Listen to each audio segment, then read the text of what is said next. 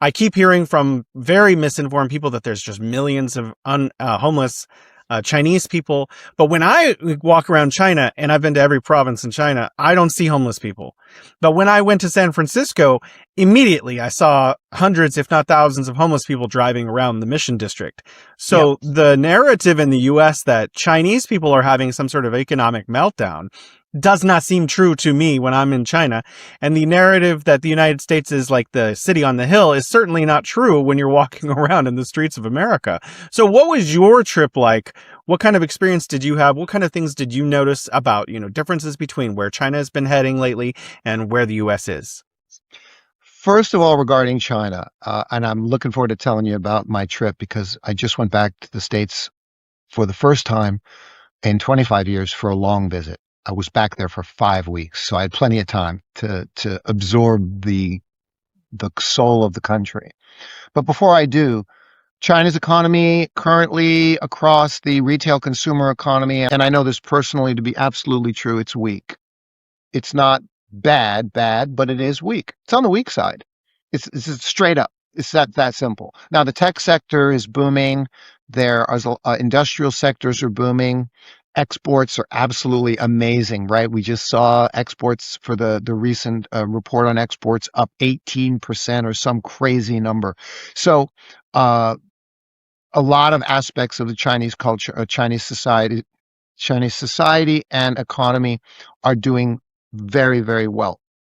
The consumer, this is the thing. We've got 600 million Chinese as consumers, right? The middle class. They're the same as America's middle class in terms of struggling and, not much money left over at the end of the month. How do I know this? Because I regularly visit Shenyang as an example. Shenyang's wholesale food market, not retail. I go and buy food in the giant building that's, 6 stories tall, huge building where all the wholesale food is being purchased for the entire city of Shenyang, which is 10 million people. And that's, F&B, right? Restaurants and related retail, grocery and hotel. So I visit with all of those wholesale suppliers all the time. Many of them are friends of mine at this point because I have my little side business doing my Italian sausages, right? So I have my finger on the pulse of the true local F&B economy. And they all tell me, no, business it's down from what it was. It's still down from where it was pre-pandemic. It's better than what it was coming out of the pandemic, but it's still down. And there's, but now notice all of them are still there. They're still in business. I don't go to the wholesale food market, not one stall, and there's hundreds of stalls of wholesale food vendors selling on each floor, and there's 4 floors. Every single vendor that was there 4 years ago is still there. So how bad is the economy? Did they all go out of business? No. Did any of them? No, they're all still in business, Jason.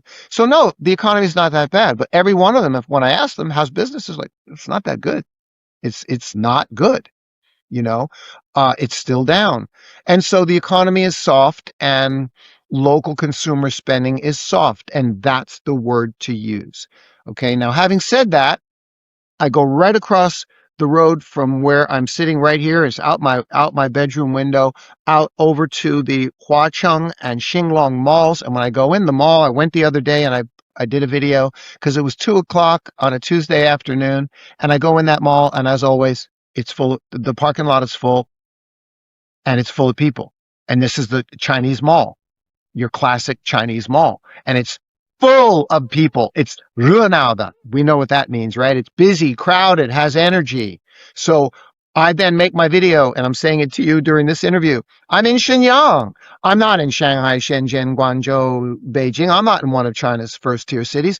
I'm in Shenyang, which is in Liaoning province where the economy is weaker. The GDP is not great. Growth is not great. And Shenyang is representative of all of the other second and third tier cities, 40, 50 of them all across China. The real China, right? And I'm saying to you, here I am with my video camera and look at them all. The parking lot is full and it's full of people. So however bad the economy is, Gordon Chang, apparently it's not that bad. You see, it's okay. And that's what I can tell you about China. Now, moving over to the United States.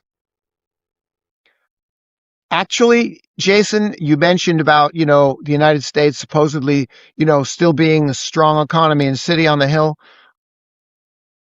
Believe it or not, I'm going to say, yes, it is.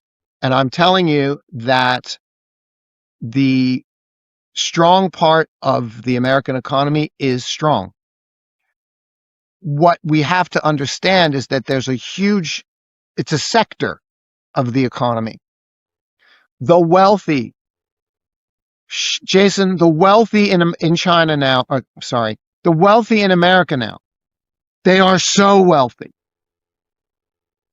They are so wealthy. If you look at the wealth chart of what happened to the wealth amongst the wealth of the wealthy went like this on the chart. They're so wealthy. And that also applies to the upper middle class. There's a group of people, a group of households in the United States who were making $80,000 to $250,000 a year. And they're probably on average now all so much wealthier than they were 10 years ago. They all benefited. They're all making $120,000 a year now. And instead of their households being worth $1 or $2 million, their households are probably worth $5 million.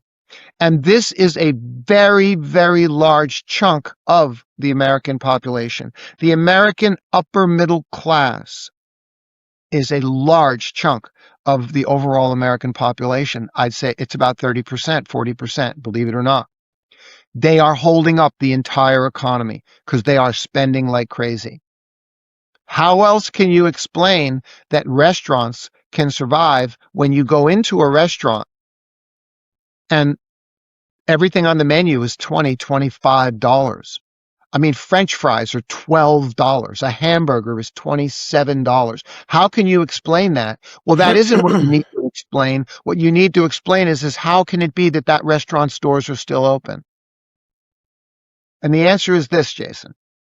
If you and I only had $50,000 in the bank and we were had our job back in America, which back in America is, say $40,000, and we didn't have a dime at the end of the month.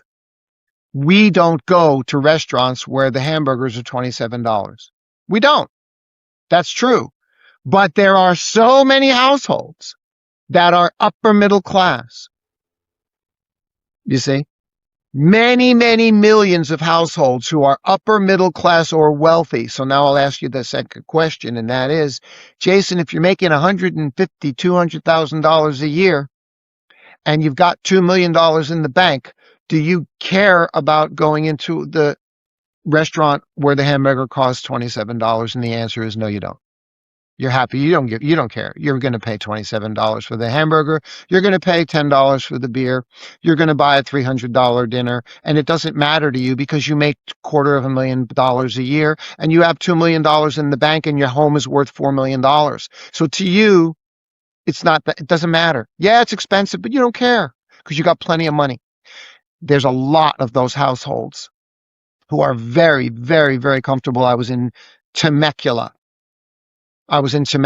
beautiful inland town from San Diego.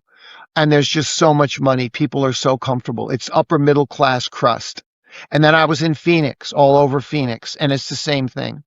Okay. So there's enough households where the city on the hill is very healthy and has plenty of money, and that part of the American economy is doing great. If you want to live in America, as long as you have money, as long as you're making $80,000 a month or more, a year, as long as you're making $80,000 a month or a year, you are living in America. You are living in some of the best place in the world.